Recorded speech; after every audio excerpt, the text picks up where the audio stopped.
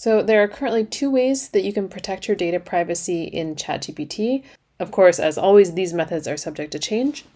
But at any point you can Google around, you can search for data privacy ChatGPT and see how other translators are managing the handling of their data.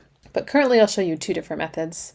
So let's just go into ChatGPT and I'll show you the two methods.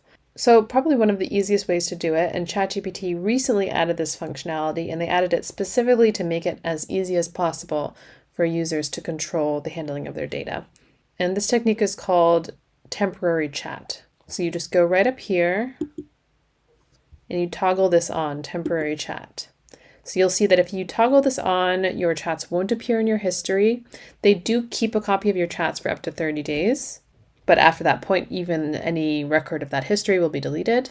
Your chats will not be used to train the model, and memory will be off, which means that they will not be using your data, your queries, anything that you type in the chat, any of the responses to train future chats or future requests that you might have.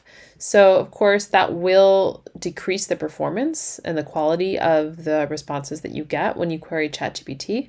So that's just something to be aware of. It's a trade-off. You trade off your privacy for the quality of the data that you get in return.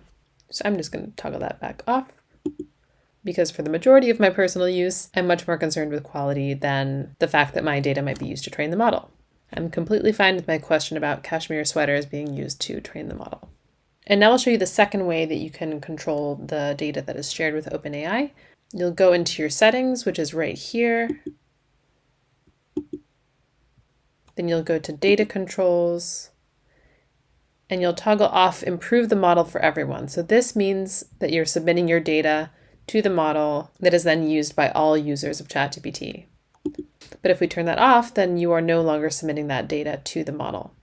I do recommend, if you're curious about this, that you go in to learn more. You see what the most up-to-date information is about how OpenAI protects your privacy, but I won't take up your time on that right now. So I just showed you two ways to protect your data with OpenAI. Beyond that, if you think that your clients might have further concerns about your use of ChatGPT for terminology research or for machine translation, you should carefully check your contracts. If you have extra concern, maybe chat with a project manager about the issues. And if you really think you might have further reason to be concerned, I would recommend hiring a lawyer to look over your contracts. There are many lawyers available now on freelance websites these days, especially lawyers that specialize in data practices. So you can thank GDPR for that. I know that when Meridian Linguistics went through our GDPR compliance audit process, we found a glut of lawyers online that were ready to help with that. Now, of course, especially with lawyers, just as with any other professional, make sure that you do your due diligence on their credentials before you hire them,